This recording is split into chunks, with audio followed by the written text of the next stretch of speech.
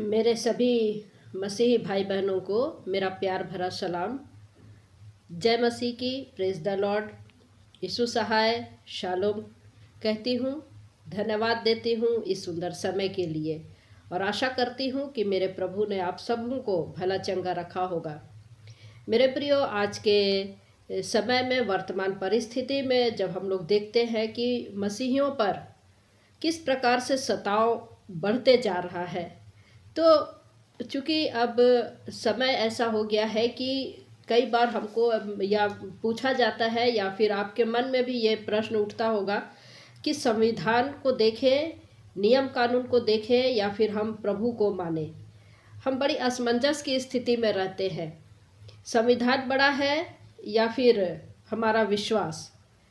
हो सकता है कि आपके मन में ऐसे प्रश्न उठते होंगे। तो आज मैं कुछ बातों को आपके समक्ष लेकर के आ रही हूँ, क्योंकि 26 जनवरी हमारा गणतंत्र दिवस सामने है और इन्हीं सबको ध्यान में रखते हुए मैं आज का वीडियो बना रही हूँ। तो मेरे प्रियो, जब हम लोग देखते हैं कि संविधान बड़ा है, संविधान या फिर विश्वास, तो उसके पहले इसका आंसर तो मैं दूंगी, लेकिन उसके पहले इतिहास में मैं आपको लेकर चलती हूँ। इतिहास में जब हम लोग देखते हैं, परमेश्वर ने मूसा को इज़राइलियों के लिए कानून दिए थे, या यूँ कहे कि नियम दिए थे। 10 आज्ञाएं दी थी मूसा के द्वारा। परमेश्वर ने इज़राइलियों को आज्ञा दी थी और यही जो 10 आज्ञा है मेरे प्रियो, यही जो है विस्तार हो करके पूरे वर्ल्ड में नियम बन गए। हर आज्ञा जो है, हर आज्ञा का एक विस्तारीकरण होते होते, चूँकि भले ही लोग बोल दे कि भारत में इसने बनाया या उसने बनाया या वहाँ से कॉपी की गई, लेकिन आप इसको थोड़ा सा विस्तार से देखिए। यदि आप दिमाग में रखेंगे तो देखेंगे कि सबसे पहली जो पुस्तक है, प्रिंटिंग पुस्तक है, वो बाइबिल है। और परमेश्वर ने प्रभु यीशु मसीह से कई हजार साल पहले, हम जानते हैं कि 1600 साल लगे हैं बाइबिल को बनने में, लिखने में। उस समय से परमेश्वर ने कैसे मूसा को व्यवस्था दे दिया था, मूसा को व्यवस्था दिया था और उसी समय में कानून बने। फिर लैब व्यवस्था में हम लोग देखते हैं कितना उसी का विस्तारीकरण परमेश्वर ने दिया, व्यवस्था विवरण में परमेश्वर ने दिया। तो वही विस्तारीकरण होते होते हम लोग देखते हैं कि जितने क्रिश्चियन कंट्री है वहाँ पर वही कानून बढ़ते चले गया और वहाँ से एडॉप्ट हुआ, भारत के लिए संविधान बना और भारत का संविधान को बनने में 3 साल लग गए। तो मेरे प्रियो, परमेश्वर का बहुत धन्यवाद कि जो परमेश्वर ने मूसा को दिया था 10 कमांड, वही चलते हुए आज इसका रूप इस तरीके से विस्तृत हो गया है। तो संविधान में हम लोग देखते हैं कि भारत का संविधान आज के समय में क्या देखते हैं हम लोग वोट देते हैं, नेता चुने जाते हैं, सांसद चुने जाते हैं, नियम कानून संशोधित होता है, लोकसभा में होता है, राज्यसभा में होता है, फिर आगे वो पारित होता है, फिर वो नियम बनता है, कानून बनता है, फिर उसको जो है जनता फॉलो करती है। लेकिन परमेश्वर के राज्य में परमेश्वर खुद नियम बनाता है, खुद वो कानून बनाता है, खुद वो अपना राजा चुनता है और उसके अनुसार मनुष्य को चलना होता है। कितना फर्क है परमेश्वर के नियम और कानून में और इस धरती के बनाए हुए नियम और कानून में, कितना फर्क है। तो मेरे प्रियो, हम देखते हैं पाप और अपराध। पाप क्या है? पाप जो हमारे मन में उठता है, पाप जो है हमारे मन में उठता है, और अपराध जो हम शरीर से करते हैं। ये मैं एग्जाम्पल दे रही हूँ ताकि आप समझ सके।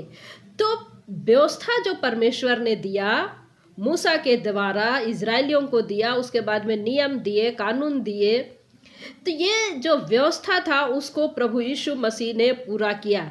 पूरी व्यवस्था को प्रभु यीशु मसीह ने पूरा किया और जो उसके जो गुण है, चिन्ह है, आत्मा के जो फल है, 9 फल जो है, कहाँ मिलता है? देखिए, गलतियों की पुस्तक उसका कितना अध्याय 9वां अध्याय में हम लोग देखते हैं, गलतियों 9 में जो हम लोग देखते हैं, माफ़ कीजिएगा, गलतियों 5 का 22 में हम लोग देखते हैं, आत्मा का जो फल है प्रेम, आनंद, शांति, धीरज, कृपा, भलाई, विश्वास, नम्रता और संयम, ऐसे ऐसे कामों के विरोध में कोई भी व्यवस्था नहीं है, कोई भी व्यवस्था नहीं, नियम कानून है। क्यों? ये इसमें किसी भी प्रकार के नियम कानून नहीं, क्योंकि ये परमेश्वर के गुण है। परमेश्वर के गुण में किसी प्रकार के नियम कानून नहीं है, और यही व्यक्ति को जो है मजबूत बनाता है, यही उसका गुण है जो प्रभु यीशु मसीह ने प्रकट करके दिया है। ये बहुत बड़ी बात है जो हमको समझने की है। और जो हम पाप में गिरते हैं, पाप जब हमारे विचार में, जब शैतान जब अपने विचार को डालता है और हमारा विचार जब शैतान के वश में होता है, फिर हम जो कार्य करते हैं वो अपराध गिना जाता है, जिसके लिए कानून हमको, भारत का कानून हमको या फिर हमारा जो संविधान है वो लागू होता है। देखिए फ़र्क, देखिए जो परमेश्वर के व्यवस्था को जो प्रभु यीशु मसीह ने पूरा किया, उसके बाद में जो उसके गुण को दिखाता, उसके विरोध में कोई भी व्यवस्था नहीं है, कोई भी नियम नहीं है, कोई भी कानून नहीं है। लेकिन जो अपराध होता है, अपराध से कई कानून बने हैं। तो संविधान जो है हमको जीने का अधिकार देता है, लेकिन बाइबिल जो हमको जीने का वजह देता है। संविधान क्या है? यदि हमने गलती कर दिया हमको सज़ा मिलेगी, सज़ा मिलेगी। लेकिन बाइबिल क्या कहती? गलती कर दिया, तुम पश्चाताप करो तो तुमको माफ़ी मिल सकती है, माफ़ी मिल सकती। तो मेरे प्रियो, जब हम सचमुच में हम भारत में है तो हमारा संविधान बड़ा है या फिर विश्वास बड़ा है? आप खुद इसको तर्क कर सकते हैं। देखिए मत्ती रचित सुसमाचार 22 अध्याय उसका 21 पद क्या कहता है? उन्होंने उससे कहा, कैसर का।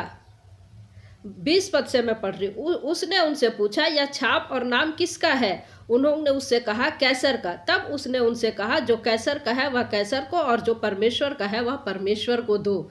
तो जो कैसर का है वो कैसर को दो, और जो परमेश्वर का है वो परमेश्वर को दो। कैसर अर्थात सेजर, सेजर अर्थात वहाँ का गवर्नर या वहाँ का राजा, राजा बोल सकते। तो जो हमको सरकार को देना है वो तो सरकार को देना ही है, लेकिन जो परमेश्वर का है वो हमको परमेश्वर को भी देना है। तो दोनों का बैलेंस हमको बना करके परमेश्वर चाहता है कि हम रहे।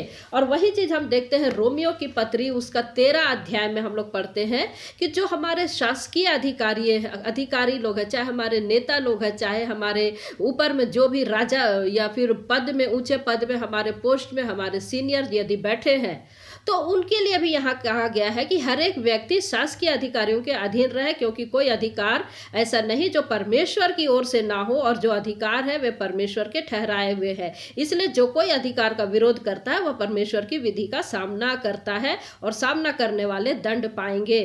तो हमको जो सरकार का जो नियम कानून है उसके अनुसार तो हमको चलना ही है, क्योंकि वो हमको अपराध से बचाता है। और जो विश्वास है, जब विश्वास की बात आती है तो विश्वास जो है हमारा प्रभु में दृढ़ होना है, क्योंकि संविधान भी जो बना है, तो परमेश्वर का धन्यवाद हो कि परमेश्वर ने संविधान को बनाने के लिए उनको ज्ञान और बुद्धि दिया, या पहले से परमेश्वर ने नियम कानून दे दिए थे कि संविधान बना, जिसके संविधान के तहत हम लोग जो है प्रचार कर पाते हैं। क्योंकि हम देखते हैं कि हमारा जो देश है वो लोकतंत्र देश है, आज़ादी हमको भी है, आज़ादी हमको भी है। तो संविधान का धन्यवाद हो, संविधान का धन्यवाद हो कि तभी हम इतने प्रचार कर पा रहे हैं, प्रचार कर पा रहे हैं। तो ये संविधान जो है हमको नियम में, दायरे में रहना सिखाती है, हमारे अपराधों को रोकती है, और बाइबिल हमको सिखाती है जीवन के हर पहलू में हमको कैसे जीना है। सिर्फ वो नियम नहीं बताती बाइबिल, लेकिन हमको कैसे जीना है ये भी सिखाती है। तो हमको डरने की आवश्यकता बिल्कुल भी नहीं है। सबसे बड़ी आज्ञा प्रभु यीशु मसीह ने क्या दिया है हमको कि अपने पड़ोसी से अपने समान प्रेम रख। और दूसरी बात क्या कहता है कि अपने दुश्मन को भी माफ़ कर। क्या कोई ऐसा है जो इस प्रकार की बातें करता है? या कोई भी ग्रंथ ऐसा बातें नहीं करता है।